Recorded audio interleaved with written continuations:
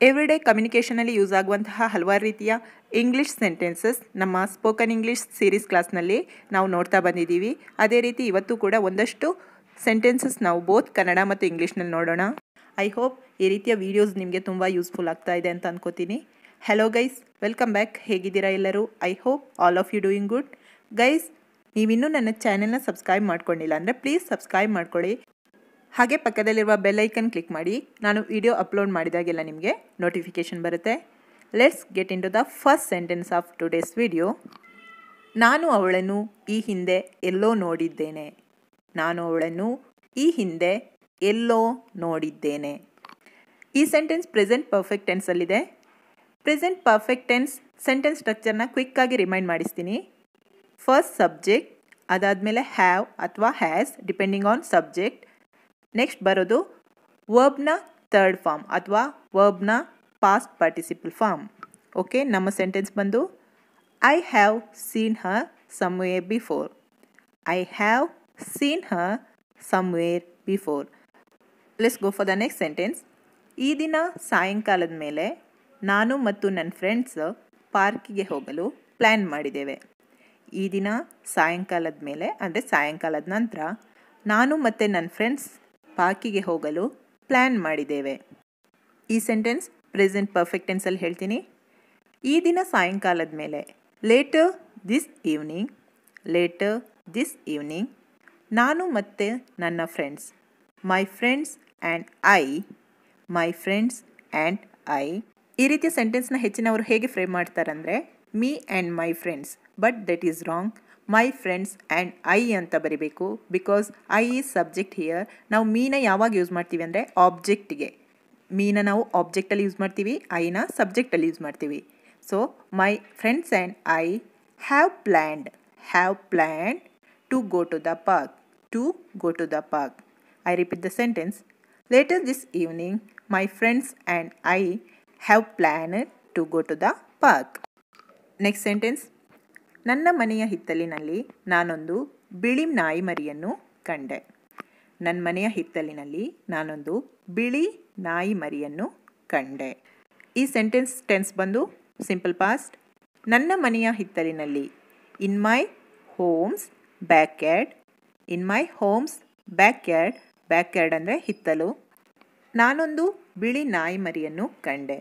I found a white Pappi. I found a white puppy. So I repeat the sentence with correct order. I found a white puppy in my home's backyard. I found a white puppy in my home's backyard. Okay, let's see the next one. ನಾಯಿಗಳು ನಿರಂತರವಾಗಿ ಬೊಗಳುತ್ತಿವೆ. ನಾಯಿಗಳು ನಿರಂತರವಾಗಿ ಬೊಗಳುತ್ತಿವೆ. ಈ sentence ಬಂದು present perfect continuous ಟೆನ್ಸಲ್ಲಿದೆ. The dogs have been barking continuously. The dogs have been barking. ಬೊಗಳುವುದನ್ನು ನಾವು ಇಂಗ್ಲೀಷಲ್ಲಿ ಬಾರ್ಕಿಂಗ್ ಅಂತ ಹೇಳ್ತೀವಿ. Present perfect continuous tense structure ಹೇಗಿರುತ್ತೆ ಅಂದರೆ ಸಬ್ಜೆಕ್ಟ್ ಬರುತ್ತೆ. ಇಲ್ಲಿ ಸಬ್ಜೆಕ್ಟ್ ಬಂದು ಡಾಗ್ಸ್, ಅದಾದಮೇಲೆ ಹ್ಯಾವ್, ಅದಾದಮೇಲೆ ಬೀನ್ ಬರುತ್ತೆ. ಅದಾದಮೇಲೆ ಬರುವ ವರ್ಬಿಗೆ ಐ ಎನ್ ಜಿ ಆ್ಯಡ್ ಮಾಡ್ತೀವಿ. ಇಲ್ಲಿರುವ ವರ್ಬ್ ಬಂದು ಬಾರ್ಕ್, ಸೊ ಅದಕ್ಕೆ ಐ ಎನ್ ಜಿ ಆ್ಯಡ್ ಮಾಡಿದಾಗ barking. Let's see the next one. 4ನೇ ರಸ್ತೆಯಲ್ಲಿರುವ ಬೇಕರಿಯಲ್ಲಿ ನಿಜವಾಗಿಯೂ ಚೆನ್ನಾಗಿರುವ ಕೇಕ್ಗಳಿವೆ.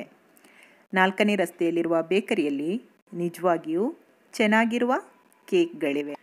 4ನೇ ರಸ್ತೆಯಲ್ಲಿರುವ ಬೇಕರಿಯಲ್ಲಿ. The bakery on the 4th street. The bakery on the 4th street. ನಿಜವಾಗಿಯೂ ಚೆನ್ನಾಗಿರುವ ಕೇಕ್ಗಳಿವೆ. Has really good cakes. Has really good cakes. I repeat the sentence. Correct ಆರ್ಡರಲ್ಲಿ ಹೇಳ್ತೀನಿ ಸೆಂಟೆನ್ಸ್ನ. The bakery on the 4th street has really good cakes. The bakery on the 4th street has really good cakes. Okay, go for the next sentence. ಓವನನ್ನು ಸರಿಯಾಗಿ ಬಳಸುವುದು ಹೇಗೆ ಎಂದು ಹೆಚ್ಚಿನವರಿಗೆ ತಿಳಿದಿಲ್ಲ. ಓವನನ್ನು ಸರಿಯಾಗಿ ಬಳಸುವುದು ಹೇಗೆ ಎಂಬುದು ಹೆಚ್ಚಿನವರಿಗೆ ತಿಳಿದಿಲ್ಲ. ಓವನನ್ನು ಸರಿಯಾಗಿ ಬಳಸುವುದು ಹೇಗೆ. How to use an oven properly. How to use an oven properly ಎಂದು ಹೆಚ್ಚಿನವರಿಗೆ ತಿಳಿದಿಲ್ಲ. Not many know. Not many know. I repeat the sentence. Correct ಆರ್ಡರಲ್ಲಿ ರಿಪೀಟ್ ಮಾಡ್ತೀನಿ. Not many know how to use an oven properly. Not many know how to use an oven properly. Let's see the next one. ವಿಶ್ವವಿದ್ಯಾನಿಲಯದಲ್ಲಿ ಕಲಿಯುವುದರಿಂದ ನಿಮಗೆ ಹೆಚ್ಚಿನ ಮಾನ್ಯತೆ ದೊರೆಯುತ್ತದೆ. ವಿಶ್ವವಿದ್ಯಾನಿಲಯದಲ್ಲಿ ಕಲಿಯುವುದರಿಂದ ನಿಮಗೆ ಹೆಚ್ಚಿನ ಮಾನ್ಯತೆ ದೊರೆಯುತ್ತದೆ. ವಿಶ್ವವಿದ್ಯಾನಿಲಯದಲ್ಲಿ ಕಲಿಯುವುದರಿಂದ ಸ್ಟಡಿಂಗ್ ಇನ್ ಅ ಯೂನಿವರ್ಸಿಟಿ ನಿಮಗೆ ಹೆಚ್ಚಿನ ಮಾನ್ಯತೆ ದೊರೆಯುತ್ತದೆ. Will give you a lot of exposure. So I repeat the sentence. Studying in a university will give you a lot of exposure. Studying in a university will give you a lot of exposure. Let's move to the next sentence, guys. ನಮ್ಮ ಸೋಲುಗಳಿಂದ ನಾವು ಬಹಳಷ್ಟು ವಿಷಯಗಳನ್ನು ಕಲಿಯುತ್ತೇವೆ.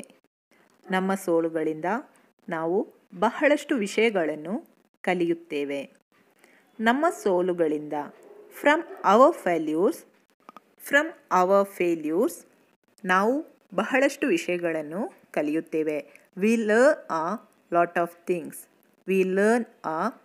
of things. Guys, I repeat the sentence with correct order.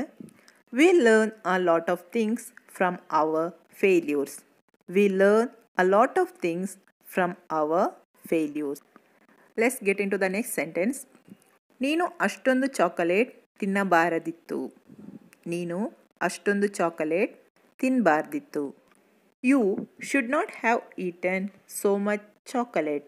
You should not have eaten so much chocolate. ಈ ವಿಡಿಯೋದ last sentence ನೋಡೋಣ. ಮಕ್ಕಳು ಸುತ್ತಮುತ್ತ ಕುಣಿದಾಡುವುದರಿಂದ ನನಗೆ ಗಮನ ಹರಿಸೋದು ತುಂಬ ಕಷ್ಟಕರವಾಗಿತ್ತು. ಮಕ್ಕಳು ಸುತ್ತಮುತ್ತ ಕುಣಿದಾಡೋದ್ರಿಂದ ನನಗೆ ಗಮನ ಕೊಡೋದು ತುಂಬ ಕಷ್ಟಕರವಾಗಿತ್ತು. ಮಕ್ಕಳು ಸುತ್ತಮುತ್ತ ಕುಣಿದಾಡುವುದರಿಂದ with the kids jumping around ನನಗೆ ಗಮನ ಕೊಡುವುದು for me to concentrate ತುಂಬ ಕಷ್ಟಕರವಾಗಿತ್ತು. It was too hard. Words rearrange ಆದಾಗ ಸೆಂಟೆನ್ಸ್ ಮೀನಿಂಗ್ಫುಲ್ ಆಗಿ ಈ ಥರ ಬರುತ್ತೆ. It was too hard for me to concentrate with the kids jumping around. It was too hard for me to concentrate with the kids jumping around. Guys, ಇಲ್ಲಿಗೆ ನಾನು ಇವತ್ತಿನ ವಿಡಿಯೋನ end ಮಾಡ್ತಾ ಇದ್ದೀನಿ. ಐ ಹೋಪ್ ಈ ವಿಡಿಯೋ ನಿಮಗೆ ಇಷ್ಟ ಆಯಿತು ಅಂತ ಅನ್ಕೋತೀನಿ. ಈ ವಿಡಿಯೋ ಇಷ್ಟ ಆದಲ್ಲಿ ಎಂದಿನಂತೆ hit like, share and subscribe ಮಾಡ್ಕೊಳ್ಳಿ. ದಯವಿಟ್ಟು ಸಬ್ಸ್ಕ್ರೈಬ್ ಮಾಡ್ಕೊಳ್ಳಿ. ಇನ್ನೂ ನೀವು ಸಬ್ಸ್ಕ್ರೈಬ್ ಮಾಡ್ಕೊಂಡಿಲ್ಲ ಅಂದರೆ ಹೊಸ ವಿಡಿಯೋನಿಗೆ ಮತ್ತೆ ಭೇಟಿಯಾಗೋಣ. ಅಲ್ಲಿವರೆಗೂ